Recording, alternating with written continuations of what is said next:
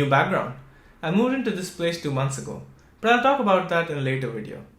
Today I want to talk about my trip to Matsue and Izumo Taisha. Izumo Taisha and Matsue are located nearby in the Shimane prefecture in the west of Japan. I wanted to go to Izumo Taisha because many people had recommended it to me. It's also said to be the holy place in Japan. And why Matsue? Well, my friend Yuta wanted to go there, and he was originally supposed to come with me, but he ditched me at the last minute because he fell sick. Yeah, this guy. I stayed there for 3 nights. How do you get there from Osaka? Well, you can also take a bus, which takes around 5 hours, but I took a Shinkansen to Okayama first, and from there you can take the special Yakumo Express, which takes you directly to Matsue. I really enjoyed my train ride on the Yakumo, so much so that, well, I apparently forgot to take any pictures. But along the way, I liked what I saw, and I think especially this area around this place called Nimi, I think I'd like to visit there someday. I reached Matsue at around 8 p.m. and I quickly had a pizza. I don't know why, but I've recently really been into like Napolitan style pizza, and I've been trying to have it at like many different places around Osaka. Coming back to Matsue, I checked into my guest house, took like a stroll around the city at night, and then went to sleep. The next day, I first went to the Matsue Castle. It is said to be one of the 3 great lake castles of Japan. It was built in 1607. This castle is also certified as a national treasure because it's one of the few castles where the main structure has survived since it was built, and it's not been destroyed in an earthquake or a fire, unlike many other castles. The castle itself is very pretty, and there are like, I think 5 floors before you reach the very top, and you walk all the way up. And along the way I saw the wooden pillars. Some of the wooden pillars had like a mark, and basically the mark would number the pillar and also say where that mark was supposed to go, below or above. And that's not actually that different from when I was trying to assemble this piece of furniture I got recently, where it had markings with the number and telling me whether that part went up or down. So in a way it was nice to see that 400 years and, well, some things are still the same. The view from various windows in the castle and from the very top of the castle overlooking the Shinjuku Lake is like really breathtaking. Outside the castle, there's also this guy who is dressed up as a samurai, and he'll take a picture with you and also speak Japanese in a way how the old samurai would. After visiting the castle, I went to the Matsue History Museum, and well, unfortunately, most of the exhibits over here did not have anything written in English. I tried to read in Japanese, but it was just way too slow, and I just ended up looking at many of the pictures. But fortunately, there was a guide in the beginning who explained a lot of the stuff to me, and apparently the layout of Matsue City has not changed that much since it was originally designed. And I could really see that in these different maps. From the maps and even walking around the city, it's a pretty small city and easy to get inside your head. And walking around the streets, knowing where the bridge is going to come next, where you can watch the lake, it's a very nice experience. I don't know why, but it just feels like the city was built with a lot of care.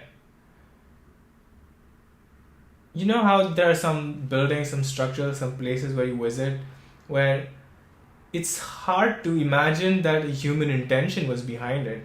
It just feels like the place just grew in order to satisfy demand and supply. But then there are some places where it feels as if most of the things built there happened because someone cared about it. And Matsue feels like one of those cities. While I was at the museum, I also got to know about the story of how the castle was built. This guy, Horio Yoshiharu, and his son Tadaoji, well, they were fighting a battle for Tokugawa Ieyasu at that point. And well, he was pleased with them and he gave them land in this area. There were 2 hills where they could have possibly built their castle. Yoshiharu wanted to build it over Arawai Yama, and Tadaoji wanted to build it over Kameda Yama. And well, they thought about it. They each thought that, their own choice was strategically superior to the other. And how do you think they finally resolved this debate? Do you think Yoshiharu, being the elder, he said, well, we just got to build it here? Did they call a group of people and discuss where they wanted to build the hill? What do you think they did?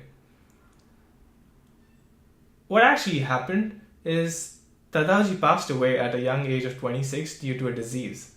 And, well, his father ended up building the castle on Kamedayama in order to honor his son's last wish.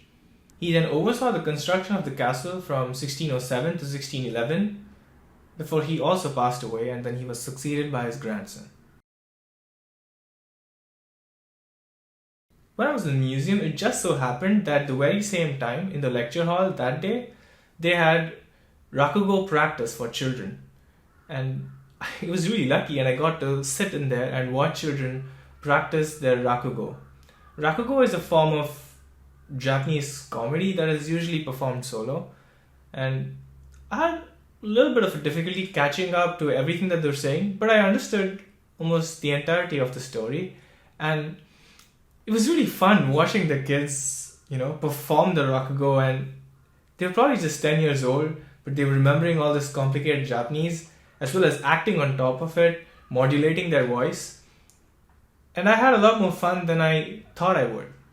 Things like these, you don't really get to see unless you grew up there or you're a part of the society there in some sense. Even then, the only people apart from me there were like the parents of the children practicing. So I guess I was really fortunate to just be there at that time. After that, I took the Horikawa boat cruise, which is basically like this boat and it goes around the castle in like this moat. And there's a guide inside who shows different places to you and tells you what they are. I managed to get into one of the last boat rides for the day. And even though it was Golden Week, it wasn't that crowded and there were just two other people besides me.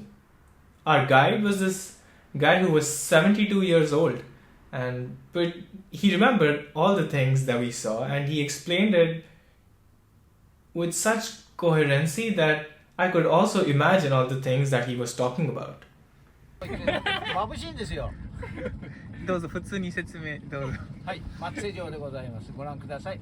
松江城は1611年、堀尾義治がね、5年の歳月で作り上げたお城でございます。またの名を千鳥城とも呼んでおるんですね。高さが30メートル。中は5層6階建てとなっている建物でございますよ。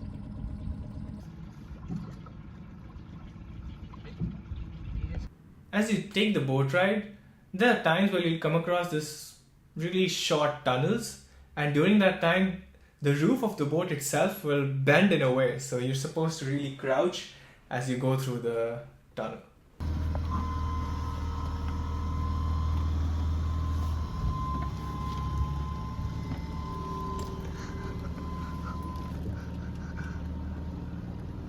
He also told us of this festival that happens once every 10 years, a boat festival called Horan Enya, where more than 100 boats assemble in these canals around the castle.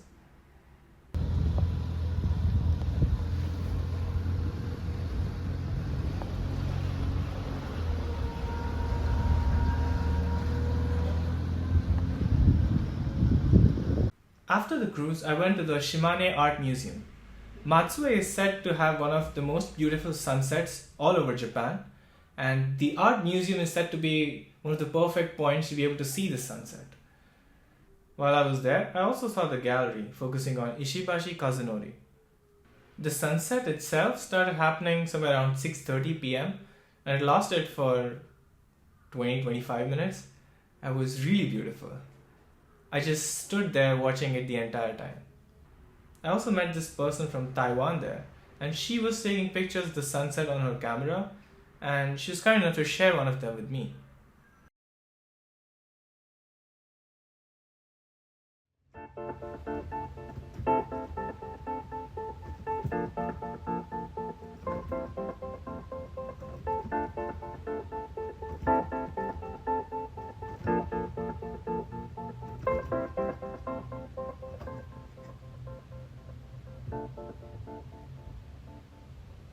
With that, day one came to an end, and I didn't even have to use Google Maps to get back to the guest house because the map of the city kind of stuck with me.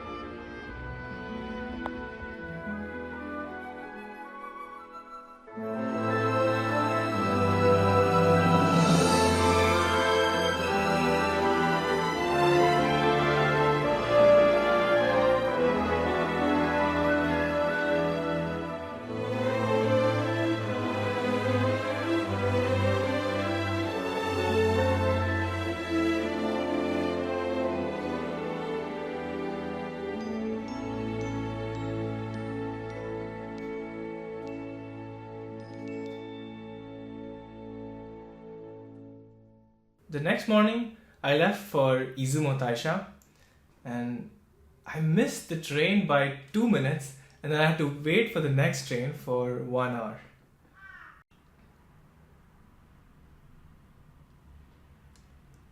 After reaching Izumo, I had lunch, and then I headed for the beach because it is said that you're supposed to grab some sand from the beach and then you're supposed to carry it as you go to visit the main temple. The entrance to the temple itself is very grand, and along the way, you will see some of these statues. Unfortunately, I had not really read enough Japanese mythology to know what these statues were about. The strange thing is, after I came back and asked my Japanese colleagues, well, many of them also really didn't know the myths. Which I found to be strange because in India, I would say most people know like the epics and like many mythical stories.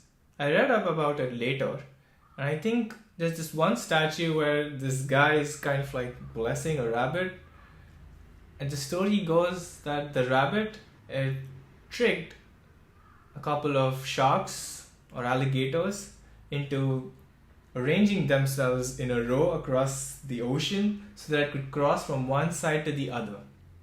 And it was only when it had almost reached the other end that basically blurted out that, hey, I tricked you. And the sharks were so angry that they skinned the rabbit and left it there. And the story goes, the god Okuninushi no Kami and his brothers were basically traveling by there, and they were on their way to win the hand of a princess in marriage. And as they passed by, all the other brothers, they told the rabbit to, soak itself in seawater, which actually ended up making its wounds burn even more, and the other brothers just laughed at it. And only Okuninushi no Kami, he told the rabbit, to wash itself with like water and like use the petals of a particular flower, and that ended up soothing the rabbit. And then the rabbit told him that he would be the one who would marry the princess. And yeah, I think that's the story. But yeah, one thing that stuck out to me is why this story is so famous. I mean, usually in stories like this that I've read in Indian mythology, there'll be a bunch of suitors and they're going on their way to win the hand of a princess. And when they reach there, there'll be a series of tests or puzzles that they're supposed to solve. And the person who comes out on top, he gets her hand in marriage. And one of them, he's kind, he helps some of the animals on the way. And the animal would then give him tips and tricks on what the puzzles are or how to come out on top. And therefore would be very grateful to the animal. But in this case, the rabbit didn't really do any of that. The rabbit just told him that he would win her hand. So I'm not sure. Maybe there's something I'm not getting. Maybe there's some more meaning to the story. But yeah, that's it. Inside the temple, there's also this one temple which is famous for how big the ropes are. Usually you cannot enter inside to go see the temple of the main deity, Okuninushi no Kami. And instead you go around his main temple, and then towards the end, you reach like the small temple dedicated to his ancestor, Susanoo. And that's where you're supposed to take the sand that you took from the beach, and then you exchange it for some of the holy sand that's there. And I did that too. I got some of the holy sand back with me. I also went to the small museum over there. And Okuninushi no Kami is said to be the god of En-musubi, which basically means he governs over the bonds between people. Not just romantic bonds, but like bonds between people in society in general. And it's said that every year, gods from all over Japan, they come to visit this place, Izumo, and they all sit around and decide what to do with different matters in the country. This particular month, it's said to be the month where there are no gods in the rest of the country. The Izumo is said to have been a place for holy worship for many years, even like going back 800 years, because there are like these beads and daggers from all over Japan, which could only mean that people traveled far distances to come here to pray. The Honden, the main building itself, keeps getting rebuilt, and it's said that earlier it might have looked like this. I think I like the earlier version where it's closer to the beach and it almost looks as if you're ascending to heaven. After this, I had some zenzai, which is basically red bean soup, which is sweet and tasty. I also liked looking at the sky and the clouds, and the kanji for Izumo literally translates to clouds coming out. And I guess that's why Izumo is like a place where the clouds come out to play. It was almost 4 p.m. after I was done with all this. And then I took a bus from Izumo to go to Tamatsukuri Onsen. Tamatsukuri Onsen is one of the most famous onsens all over Japan.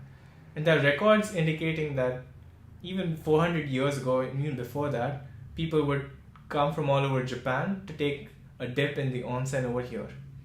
In fact, there are like written records, like earliest written records, which say that if you take a dip once in the waters over here, you'll become beautiful. And if you dip twice, all your ailments will be cured. And if you dip thrice, well, it didn't really say that, so I don't know. Tamatsukuri Onsen is like this onsen town, and like these many little hotels or like private places where you can stay at and enjoy their onsen. There's also a public onsen where everyone can go. There's also like these small little foot baths around the place where you can just soak your feet in hot water. Unfortunately, the day that I went, the public onsen was actually closed for that day, but so it was okay. I ended up going to the onsen in one of the private places. I just went there once. Maybe it's just my subjective opinion, but I really thought there was something different about the water, or at least it felt different, and I felt different after I came out. For dinner, fortunately, there weren't many places around Tamatsukuri Onsen which sold vegetarian or vegan food. So I ended up going to this place which sold soy donuts, and they were pretty tasty. I had strawberry milk and soy donuts. What made the evening really enjoyable was the company. I was talking to the owner and then her two daughters in high school. They were also having dinner there. And then another customer walked in who also joined in on the conversation. And there was Q, the person from Taiwan. It was one of the few chances I've had to interact with a Japanese high schooler. And she spoke about her aspirations, wanting to study abroad. And one thing that stuck out to me when she was speaking about her future plans is that she said she would love to be able to work at a job where she gets to interact with many people and make food for them, something like what her mom does. You know, in India, sometimes there's a tendency where adults tend to judge children based on how grand their ambitions are. It's never enough for you to be happy doing what your parents did, or even take pride in what your parents do. Like, somehow your ambitions, your dreams, they have to be grander. I then had to go to the Tamatsukuri Onsen station so I could go back to Matsue. The walk from the onsen to the station is around maybe like 1.5 kilometers, and at night you could barely see anything. You could hear all these frogs croaking.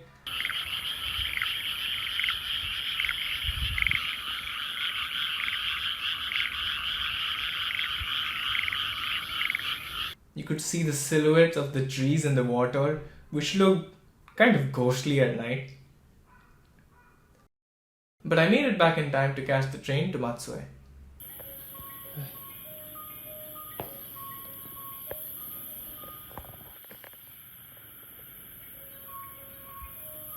I'm at the Tamatsukuri Onsen station and there's no one. I guess it's because I'm catching the second last train back to Matsue.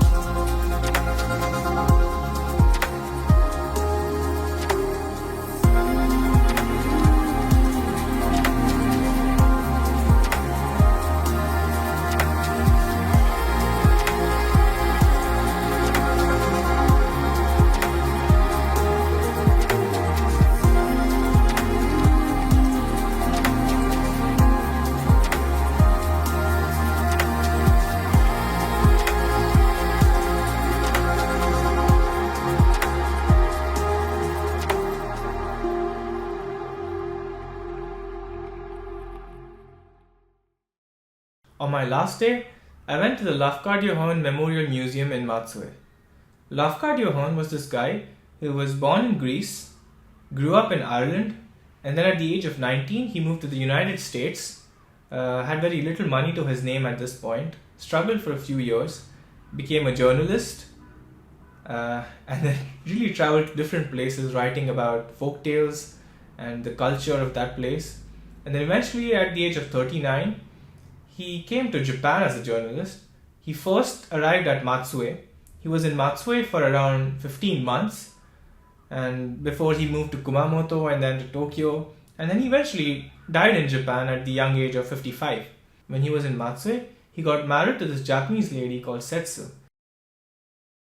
He came to Japan in the 1890s during the Meiji Restoration, a period of great change, and he wrote about many of the things that he saw and observed. Lafcadio Horn is now most popular for this collection of folk tales or ghost stories that he wrote, but even apart from that, some of his observations on Japan have been prescient, and during the time, it was through his writings that many people in the West got to learn about Japan, and many people were even influenced by his writing, including Albert Einstein.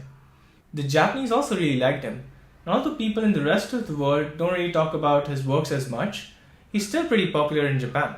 I didn't really understand what the entire fuss was about, so I just went to the museum, and on the second floor there's a library. I sat there for 3 hours and read a lot of the stuff that he wrote. And it was then that I understood why people liked him. I also visited the Lafcadio Horn former residence, and it said that the garden in this house was his favorite thing.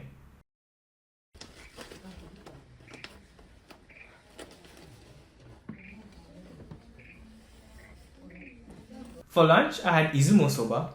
The soba in Izumo is said to be a little different compared to the soba you get elsewhere, tastier. And I couldn't really have the normal one which has the fish broth in it. So I had the cold warigo soba noodles, and it was really tasty. I ended up eating a lot more than I thought I would. And the lady who was there was suggesting the different kinds of dishes to me. She was also like a pro. I watched over the span of an hour how different customers would come in, and she would speak to all of them, and she would somehow be able to recommend the very thing that they wanted to eat or get them to buy more than they originally wanted to. If you ever come to Matsue, I would highly recommend getting the soba at Yakumo-an. With this, my trip was technically over, but I wanted to go to Tamatsukuri Onsen once more. So I went there, and I went to the public onsen this time. I don't know if I've spoken about the onsen experience in Japan here, but it's very soothing. I mean, everyone around you is naked, and you try the different baths, you sit in the sauna, and at the end of 1 hour, you end up feeling refreshed. Initially, I was a little embarrassed to be naked around everyone else, but now it doesn't really bother me. In fact, I've even gone to the onsen with a friend. Yeah, you're just sitting and talking about everyday stuff, and at some point, you don't really care that, all of you are naked. After the onsen, I had some customary milk and soy donut, and then I was on my way back to Osaka. I really loved Matsue and Izumo. There truly is something magical about Matsue. Before I go, I would like to read this passage from one of Lafcadio Horn's books. And he wrote this essay when he was leaving Matsue, and it was basically his way of saying goodbye to the first city he came to in Japan. This passage also made me think about how in the current age, you can take a flight anywhere. Trains are much faster. So when you visit a place and you're leaving it, you can almost trick yourself into thinking that you can go there again whenever you want. And in this process, you don't even take the time to say goodbye to the place. I remember it not being like this when I was a kid. When you used to go for a trip and then you're leaving the place, it would feel really sad.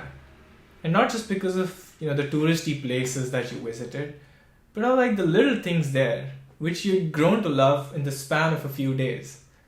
It could just be a simple tree, or a building, or the friends that you made there. But now, because everything's connected, that place doesn't even get a worthy goodbye. And before you know it, time does its magic, and it just fades away from your memory. So as I read this passage, I would invite you to think of all the places that you thought you would go back to again, but then didn't really end up going back to. Still, for a little while, looking back, as we pass into the silence of the great water, I can see, receding on the left, the crest of the ancient castle over grand shaggy altitudes of pine, and the place of my home, with its delicious garden and the long blue roofs of the school. These too swiftly pass out of vision. Then only faint blue water, faint blue mists, faint blues and greens and greys of peaks looming through varying distance, and beyond all, towering ghost white into the east, the glorious spectre of Daisen. And my heart sinks a moment under the rush of those vivid memories which always crowd upon one the instant after parting. Memories of all that make attachment to places and to things. Remembered smiles, the morning gathering at the threshold of the old yashiki to wish the departing teacher a happy day. The evening gathering to welcome his return. The dog waiting by the gate at the accustomed hour. The garden with its lotus flowers and its cooing of doves. The musical boom of the temple bell from the cedar groves. Songs of children at play. Afternoon shadows upon many tinted streets. The long lines of lantern fires upon festival nights. The dancing of the moon upon the lake. The clapping of hands by the river shore in salutation to the Izumo sun. The endless merry pattering of geta over the windy bridge. All these and 100 other happy memories revive for me with almost painful vividness, while the far peaks, whose names are holy, slowly turn away their blue shoulders, and the little streamer bears me, more and more swiftly, ever farther and farther, from the province of the gods.